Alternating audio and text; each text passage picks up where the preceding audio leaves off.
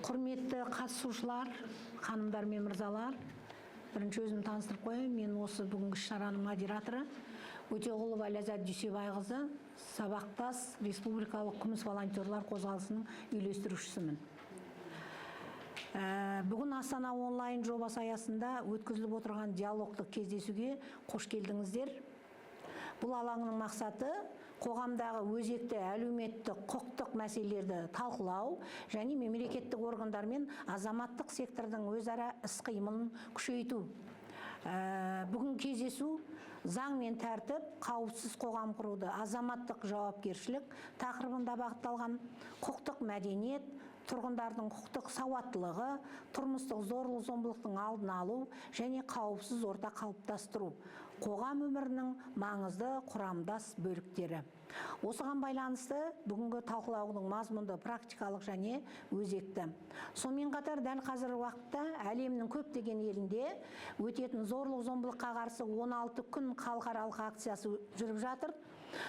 Бұл акцияның мақсаты зорлық-зомбылық мәселесіне назар аудару, профилактиканы күшейту және қоғамда қауіпсіз мінез-құлық нормаларын қалыптастыру. Біздің бүгінгі талқылау да осы жалпы профилактикалық жұмыстың бір бөлігі болып табылады. Сонымен бірге, құрметті қонақтар, бүгінгі шараға шақырылған спикерлерді таныстырып өтейін. Еркебұлан Бақытжанұлы Тағашев, Қазақстан Республикасы Сауда және интеграция министрлігі тұтынушылардың құқықтарын қорғау комитетінің басқарма басшысы. Агдидар Нәлібекқызы Шәрімбекова, Астана қаласы Алматы ауданы полиция басқармасының отбасылық тұрмыстық зорлық-зомбылыққа қарсы бөлім инспекторы, полиция майоры. Айжан Ысқаққызы Долдина, заңгер, еңбек ардагері. Енді алғаш сөзді Еркебұлан Бақытжанұлына берейін. Ол азаматтардың құқықтық мәдениетін арттыру, құқықтарын қорғау, тетіктері және қауіпсіз қоғам қалыптастырудағы механизмдер туралы баяндайды. Құрметті Еркебұлан Бақытжанұлы, сөз өзіңізде. Рахмет сізге көп. Сөз бергенде осы жиынға шақырғандарыңызға да рахмет. Біз деген қазіргі уақытта азаматтық құқықтар қорғау мәселесі бойынша түсіндіре кетейік. Біз деген тек жаңағы тұтынушылардың құқықтарын қорғау мәселесі бойынша жұмыстар атқарып жатырмыз. Біздің комитет жергілікті департаменттер арқылы тұтынушылар ретінде құқықтарыңызды қорғауға жұмыстанамыз. Енді біздің жаңа тұтынушылардың құқықтарын қорғау заңы бар. Сол заңға сай бұл деген барлық сіздердің істеп жатқан іс-әрекеттеріңіз сонымен реттелінеді. Сіздерде қазіргі уақытта енді өсіп баратса, әрқайсы сіздердің іс-қимылдарыңызда, қарым-қатынастарыңызда біздің тұтынушылардың құқықтарын қорғау заңына сай келеді. Себебі өйткені сіз деген әр қызмет алу или жұмыстарды сатып алған кезде, товар сатып алған кезде барлықтарыңыз осы тұтынушы болып есептелінесіздер. Жаңа кәмелетке толмасаңыздар да, кәмелетке толсаңыздар да, қазір мысалы кәмелетке толмаған жағдайда да әке-шешелеріңіз сіздің құқықтарыңызды қорғай алады, сіздің атыңыздан арыздан алады бізге деген. Сол себептен әрқайсымыз деген сол тұтынушылардың құқықтарын қорғау заң талаптарын білетін болсаңыздар, ертең өздеріңізге де жеңіл болады, әрқашанда өзіңіздің құқықтарыңызды қорғауда. Себебі деген сіз қазіргі уақытта да автобуске мінген бойда да уже тұтынушы болып есептелінесіздер. Дүкеннен бір товар алып, тамақты алатын болсаңыз, уже тұтынушы болып есептелінесіздер. Сол себептен өздеріңіздің жаңа құқықтарыңыздың білу деген ең басты деп ойлаймыз. Себебі әрқайсы қарым-қатынастарыңыз сол тұтынушылардың құқықтарын қорғау заң талаптарына сай келеді. Себебі деген болашақта сіздер өскеннен кейін де өз құқықтарыңызды білгені жақсы, әке-шешелеріңізге де түсіндіресіздер. Мысалы кейбір қарт кісілер деген өзінің құқықтарын білмейді. Біз деген осындай жиындарға жиі қатысамыз, осындай студенттерге болсын, азаматтарға осы құқықтардың бар екенін түсіндіріп жүреміз әрқашанда. Себебі деген сіздер өзінің құқықтарыңызды білетін болсаңыздар, бізге де жұмыс істеуге де кішкене оңай болады. Біздің өзіміздің қолданатын шараларымыз да бар, жергілікті департаменттерінен сіздердің жаңа құқықтарыңыздың бұзылған туралы білдірген наразылықтарыңызға жауап бермесе де біз шара қолдана аламыз. Жаңа сапасыз товарды сатқан болса да, оған да қолданатын шараларымыз бар. Әр сауда орындарға, қызмет көрсететін мекемелерге де барлық жерде сіздердің тұтынушылар ретінде құқықтарыңыз бар. Сол себептен соны біле отырып, ары қарай сол заңды біліп, оны қолдана отырып, қолдана алмайтын болсаңыздар да бізге арыздануын білуін керек деген ойлаймыз. Себебі әр жерде сіз онымен көрсек қатысасыздар да, сол тұтынушылардың құқықтарын бұзылған жағдайда біздің жергілікті департаменттерге арыздануыңызға да болады. Егер сапасыз товар алған болса, сапасыз жұмыстар жасалынған болса, өзіңіздікін или туыстарыңыздікін, или жаңағы өзінің ата-аналарыңыздың құқықтары бұзылған бойда да оған көз жұмбай, оларға да түсіндіре отырсаңыздар, осында құқықтарыңыз бар екенін, сол құқықтарын бұзылған туралы деген түсіндіруме жұмыстарын оларға да айтсаңыздар, олар бізге арыздан алады. Сол енді әр азамат өзінің құқын білетін болса, сонда жаңағы сапасыз товарды сатып отқан кәсіпкерлерді кішкене жойылады деп ойлаймыз. Ертең күні оларда ойлана бастайды, егер тұтынушыларды өзінің құқын білетін болған жағдайда, әрі қарай олардың құқын бұзу деген оларға жақсы болмайды деген себепті.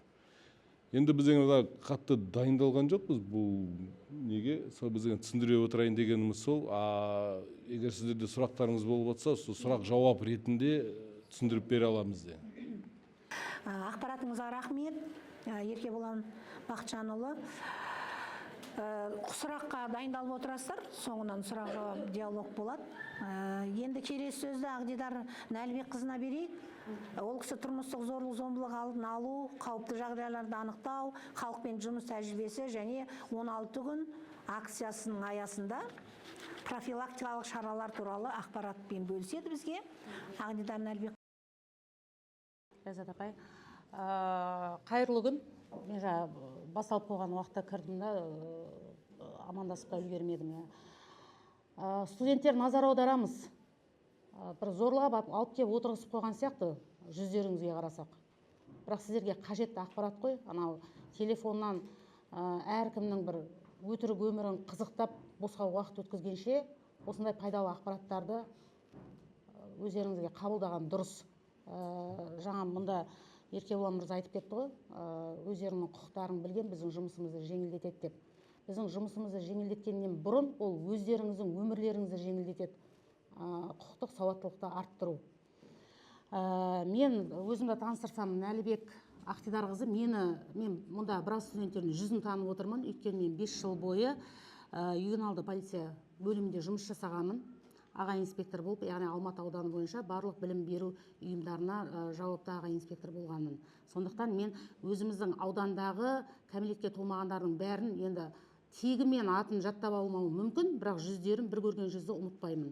Бізге келіп қонақ болып кеткен студенттер отыр араларыңызда. Бастайық тақырыптан ауытқымай. Менің дәл қазір ювеналды полиция бөлімінен ауысып кеткенмін. Дәл қазір мен отбасылық тұрмыстық зорлық-зомбылыққа қарсы бөлім ашылған бізде полиция саласында осы 3-ші жыл. Оның бөлімнің ашылу себебі бізде қазір қоғамда оның гендерлік, яғни нәзік жандыларға, әйел жыныстыларға қатысты зорлық-зомбылықтың көбейіп кетуі, белең алуы.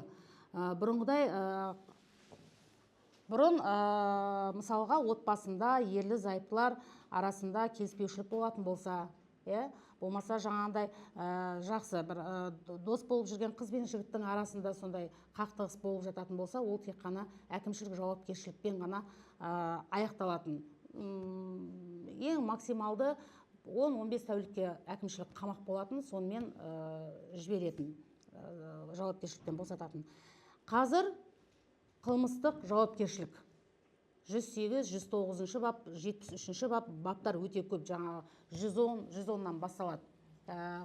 Сұрақтар болатын болса, әр қайсына тоқталып кетуге дайынмын. Бізде колледжде азаматтық неке деп айтамыз ғой, бірақ азаматтық неке деген жоқ шын мәнінде. Ол бізде батыстан келген ұғым, гражданский брак деген.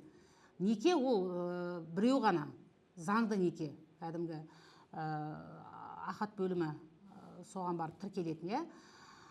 Бізде неке ер азаматтарға да, әйел адамдарға да бір кезеңде, бір мерзімде бірнеше адаммен некеге тұра алмайсың. Бізде тек қана бірақ неке заң бойынша.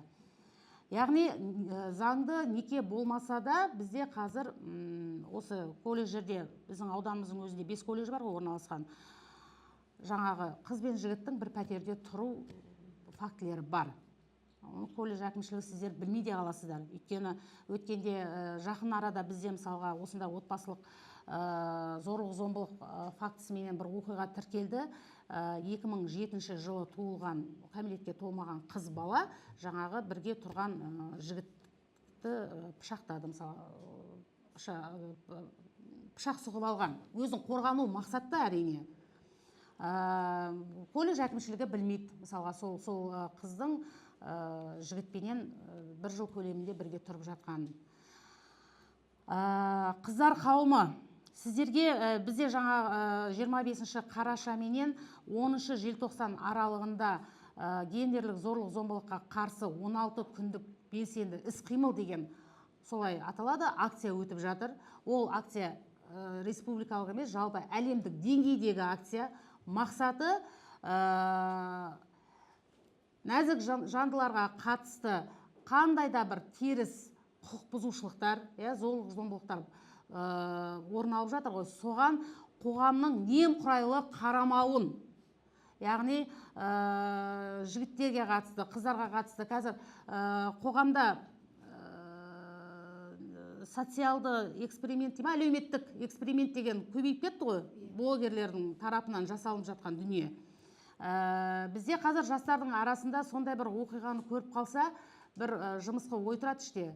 Мынау бір блогер шығар, Инстаграмға, Фейсбукқа жүктемекші болған. Демек, бұның артында бір сияқысы болатын болар деп араласып жатасыздар, сондай оқиғаға.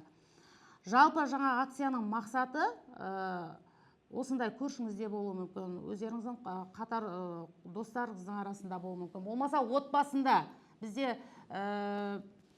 бар ғой әлі де әкеміз бен анамыздың бір-бірімен сіздер үшін әкесіз қалмасын, болмаса жаңағы жетім болмасын, толық отбасында өссін деп біз әйел адамдар көбіне құрбан болады ғой. Сондай отбасында әкесі мен анасының тіпті бірін-бірімен дұрыс бейбіт өмір сүрмей жатқанын көріп, соны ешкімге айтпай іштей жұтып жүрген жасөспірімдер бар біздің арамызда. Қиын жағдайдағы отбасыдан шыққан сондай жасөспірімдер бар. Тоқ етерін айтқанда үнсіз қалмау. Біздің тікелей жұмысымыз жалпы әйел адам болсын, қарт адам болсын, бала болсын, адам екінші адамдар бір-біріне, яғни теріс іс-әрекеттер жасамау керек. Жәбірлік көрсетпеу керек. Жаңа әлім жетеді екен деп, әлімжеттік жасамау керек. Біз соны түрлі жаңағы видеороликтер түсіру арқылы, қазір енді өтімді біздің қоғамда блогерлер деген бар ғой, бұрын біздің сіздердің жастарыңызда бізде мысалға Инстаграм ондай болған жоқ, бізде блогер деген түсінік болған жоқ. Енді қазір блогер деген сендерге бір үлгілі бір тұлға ретінде еліктейсіңдер ғой, солардың өміріне, оларды бір табынып жаңа фанаты болып жатасыздар. Сондықтан енді амал жоқ, бізде соларға тәуелдіміз, өзіміздің жұмысымызды насихаттау бар мақсатында. Зорлық зомбылыққа жаңағы біздің қоғамның үнсіз қалмауын, оң пікірде, оң көзқараста болуын, жаңағыдай қолынан келген көмекті аямауды, біз соны насихаттап келе жатырмыз. Акцияның барысы осы, ол жылда өткізіліп жатыр. Тағы нені қамтуға болады?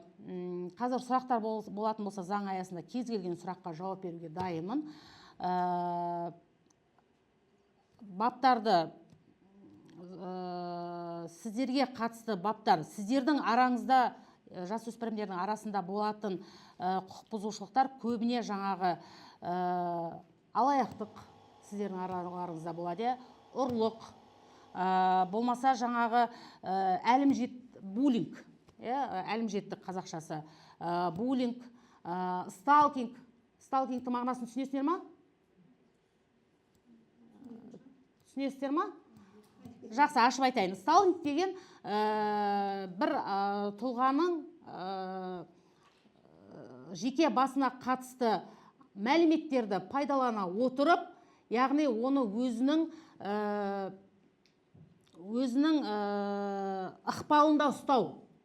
сіз қаламайсыз мысалға, бірақ сізді мүмкін жаңа сізді жігіт, ер адам, қыз балаларды да, ер адам сізге қатысты бір енді қыз балаларға қатысты жеке бір мәліметті білуі мүмкін. Сен оған сенім артасың, бір құпияңды, сырыңды ашуы мүмкін.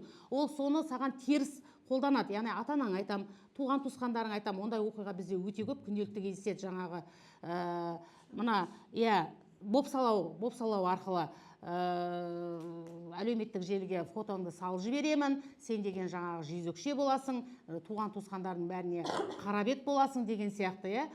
Болмаса ол тұлғаның атынан жаңағы жалған парақшалар ашып, аккаунт деп айтамыз ба, ешқандай шындыққа жанаспайтын ақпараттарды жариялау.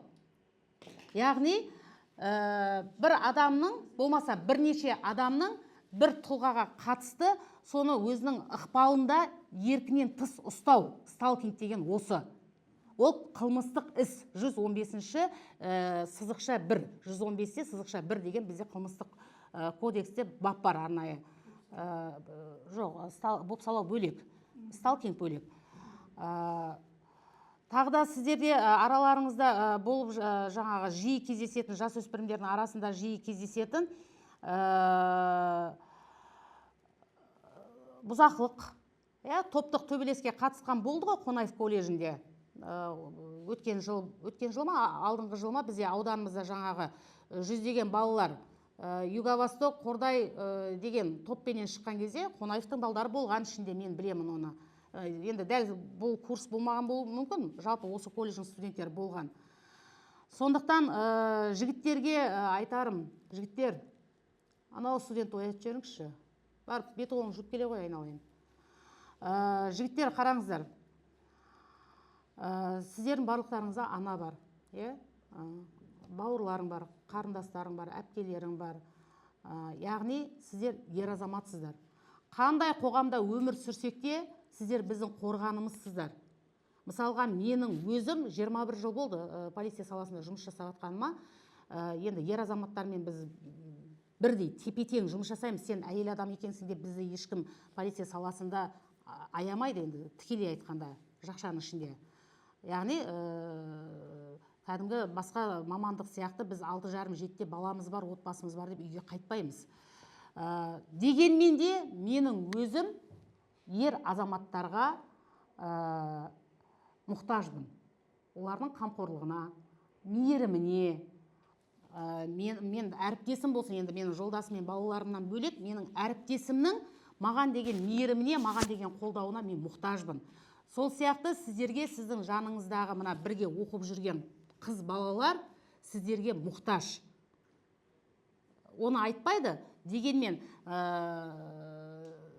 сіз қорғауыңыз керек. Түсініңіздер ма, жігіттер? Түсініп жатсыздар ма? Кереғар байланыс болсын да, мен тұрып сыныпта лекция оқып отқан жоқпын ғой, дөңгелек стол болып жатыр ғой. Жаңағы жалпы адами түсінікте әйел адамдарды, қыз балаларды құрметтеген ер азаматтар, ол жақсы қыз баланың мінезі қиын болса да, ол қыз баланың тілі ащы болса да, ол қыз баланың жаңағы мінез құлқы болмаса қандай да бір жағымсыз қылықтары болса да, ол бәрібір де нәзік жанды. Қандай болса да, оның іс-әрекеті дұрыс емес болса да, сіз оны қорғауға міндеттісіз. Түсіндіңіз бе? Сондықтан жаңағы ол болады ғой, жастардың арасында ол сыйлауға лайықты емес қой деген мен талай жасөспірімдерден естігенмін қыз балаларға қатысты. Қандай қыз бала болсын, ол жақсы ашық киінсін, болмаса жабық киінсін. Қыз бала ол нәзік жаратылыс. Сондықтан қорғаңыздар шамаларыңыз келгенше. Өздеріңізге қатысты, ер адамдар, бір-бірлеріңізге қатысты. Біріңді дос, біріңді бауыр көр. Болды. Ол жаңағы көкіректік, жаңағы өтірік панты деп айтады ғой, мен оның қазақша баламасын таппай тұрмын. Өзіңді бір колледжді ұстаймын деп жаңағы өтірік бос кеуде, бос мақтаныш, бірақ ар жағында ештеңесі жоқ. Сондай біздің жасөспірімдеріміз бар ғой, колледж жаңағы кассаға отырғызып қоятын да бізде бар арамызда, дұрыс па? оның бәрі ешқандай мақтануға болмаса ертең оны сен артыңда бір оны өсиет қылып айтып отыратындай іс әрекет емес, балаңа мақтанып айтатындай.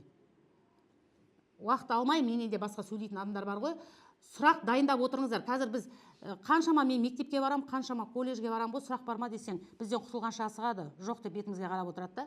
Сұрақ қоймасаңыздар қайтпаймыз. Жақсы ма? Сұрақ кем дегенде 5 сұрақ қоясыздар. Қояды сұрақ. Рахмет, Ағадидан Әлбекқызы. Мынау керемет жақсы, мынау жастарға қазір нағыз осы қоғамдағы белең алып отырған мәселелерге тоқталып, өте жақсы ақпарат бердіңіз. Келесі баяндамамыз Айжан Ысқаққызына беріледі. Ол азаматтық жауапкершілік, құқықтық мәдениетті қалыптастыру және қоғамдағы жеке тұлғаның рөлі туралы ой пікірлерін ортаға салады. Айжан Ысқаққызы, сөз өзіңізде. Рахмет, сөздеріңізге жатқан құрметті қатысушылар, қадірлі жастар, бүгінгі міне Астана ақылдасу алаңы сіздерге.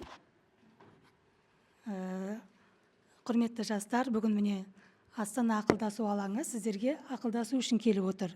Өйткені жастар, сіздер бүгінгі күннің де белсенді қатысушысыздар, және біздің болашақта осы еліміздің иесі, қоғамның иесі сіздер.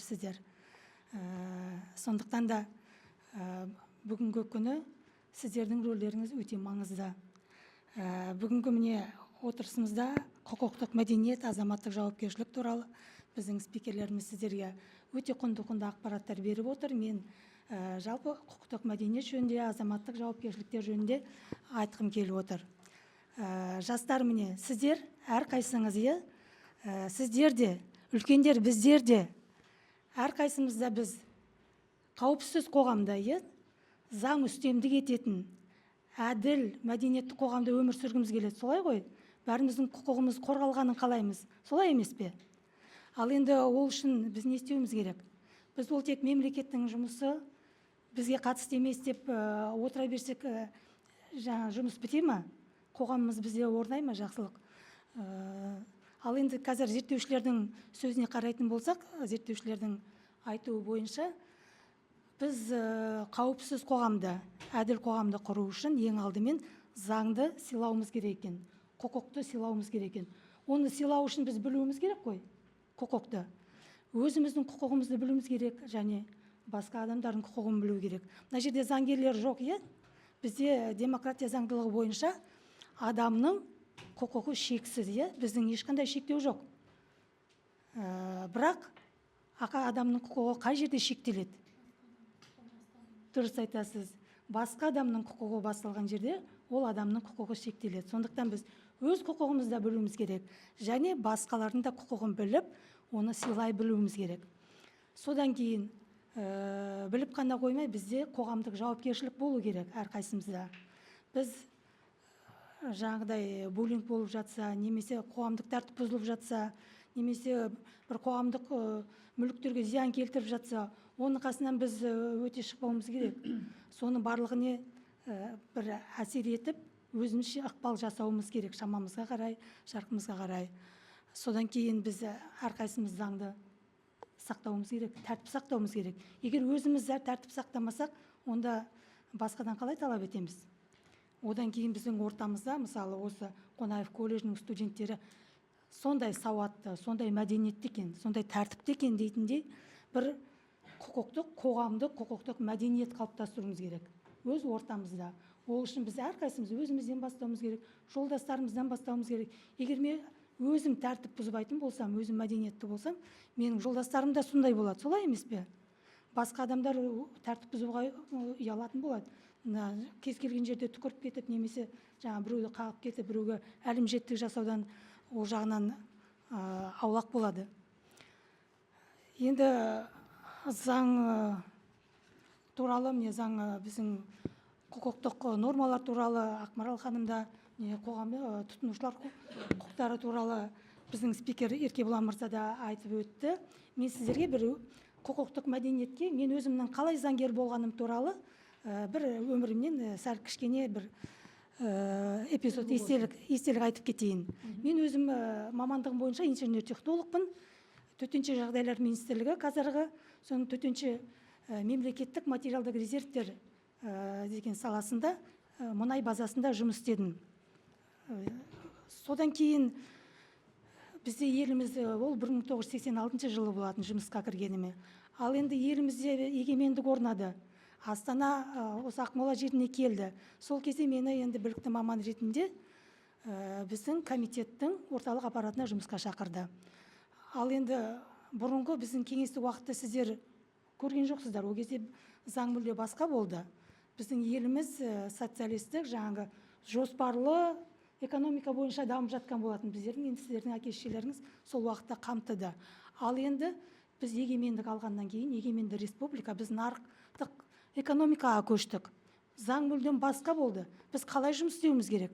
Біздің үлкен апаларымыз, әжелеріміз, мысалы ата-аналарымыздың қалай екенін білмей қалды, қалай жұмыс істеуімізді. Әлгі ала дорба алып ап, базарға шыққаннан басқа ешқандай амал болмады. Өйткені бала шағамызды қалай асырайтынымызды білмедік. Сол кезде біздің министрліктер, орталық біздің жаңағы комитеттеріміз әрбір саланың өзінің заңдарын біз жазуымыз керек болды. Ал мен жай ғана технологпын. Сіздер сияқты жай мысалы мамандық алып келдім, басқа да адамдар. Барлығы бірдей заң жазатын адам болған жоқ қой. Сондықтан да біздер жаңағы жұмысшы топ құрып, өз саламыздың біздің егеменді Қазақстанның алғашқы мемлекеттік материалдық резерв туралы заңын жобасын әзірледік. Ал енді ол заң қабылдану үшін, бекітілу үшін бізге оның мемлекеттік тілдегі нұсқасы керек болды.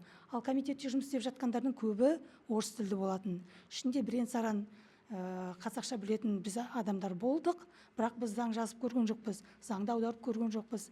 Біздің төрағамыз бәрімізді жинап алды да, осы араларыңызда бір қазақша сауатты білетін адам бар ма деді.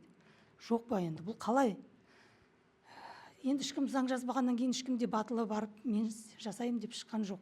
Сонымен мен үйге барып ойландым, намыстандым. Біз міне ата-бабаларымыз, апа-әжелеріміз аңсап, ғасырлар бойы аңсаған міне тәуелсіздік алдық қой. Біз егеменді мемлекетпіз. Ал енді өзіміздің заңымызды қазақша ана тілімізде, мемлекеттік тілімізде жаза алмасақ, біз кім болдық онда? Содан кейін төрағаға барып айттым, мен орта мектепті қазақша оқыдым. 6 медальмен бітірдім. Институтты орысша оқыдық, өйткені ол кезде қазақ тілінде техникалық вуз болған жоқ. Осы мемлекеттік материалдық резервтер саласында 15 жылдан аса жұмыс істеп жатырмын.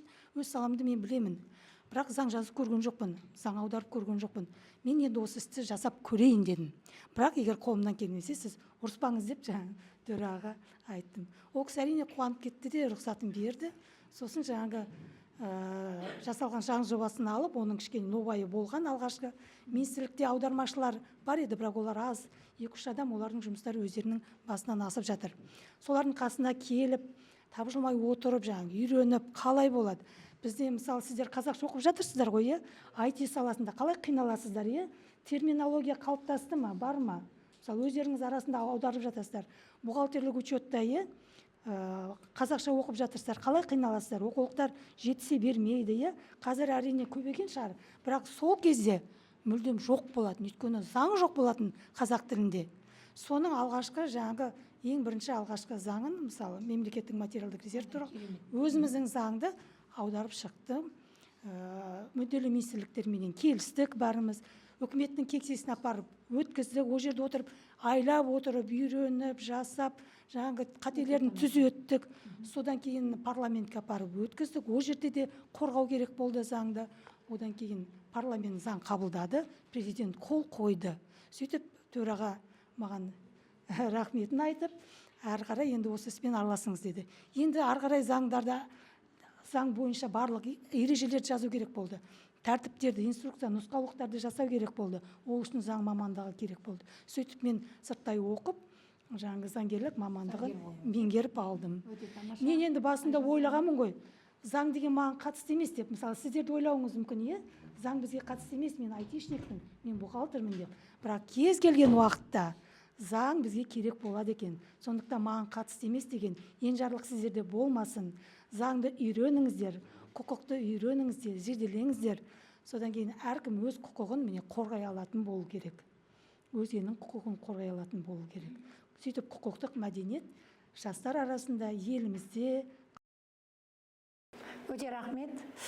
Айжан ханым, сіздің берген ақпаратыңызға, өмірде алған тәжірибеңізді мына жастарға үлгі болсын деп айтып жатыр. Әрбір азамат өзінің құқын білу керек, заңды білу керек.